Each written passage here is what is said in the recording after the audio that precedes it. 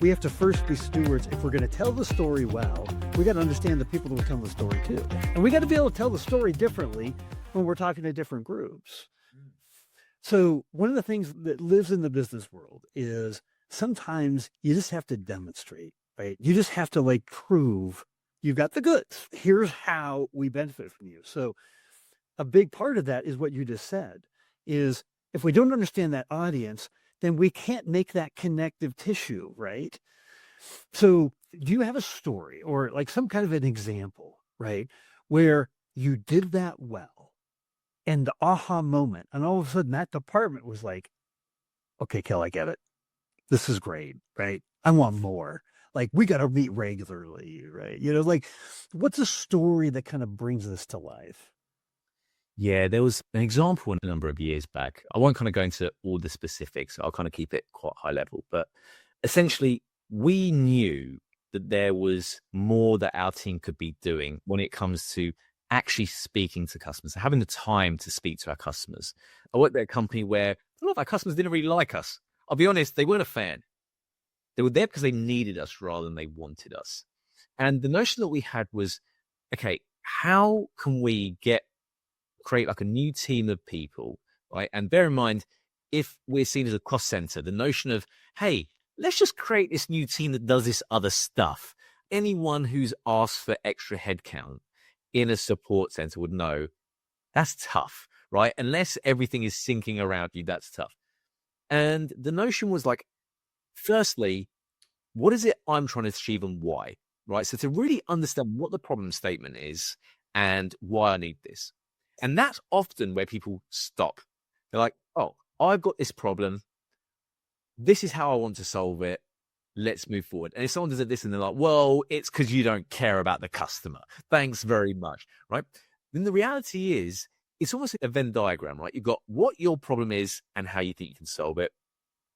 What is the company issue?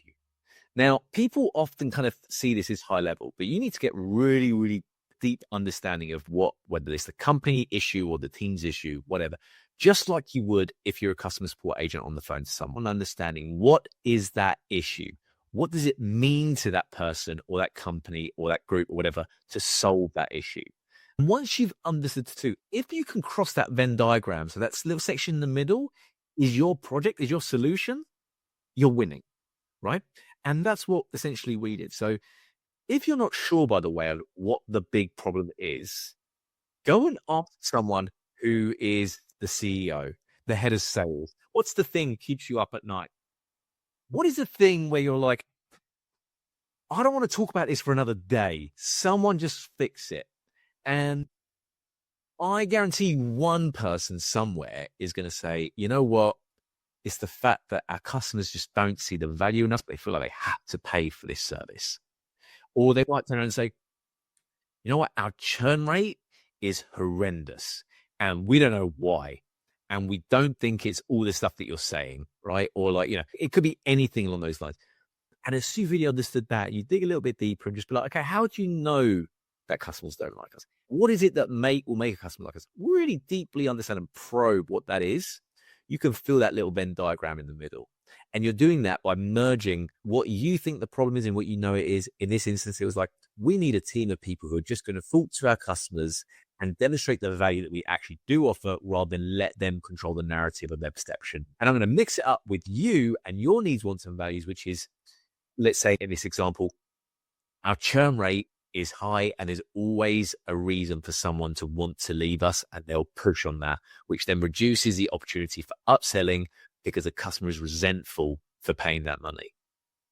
So if I'm able to craft a story around what the problem is, why it's a problem, what will happen if we don't solve that problem, and by the way, I've got the magic solution here, the magic beans, the potion, the however you want to do it, that will help this. And this is the data that backs it up. If you do all that, like I did a number of years ago, and it's kind of a solution I've taken with me, or a program, if you like, an algorithm on how I've pushed forward with the rest of my career, is find that sweet spot in the Venn diagram and you're winning. And by the way, that also works in your career planning as well, right? If you're sat there and you're like, I don't really want to do this job anymore. I kind of want to work in engineering. Cool. How do you step foot in it without starting from the bottom? right? You figure out what their problem is, what your problem is, what your potential solution is.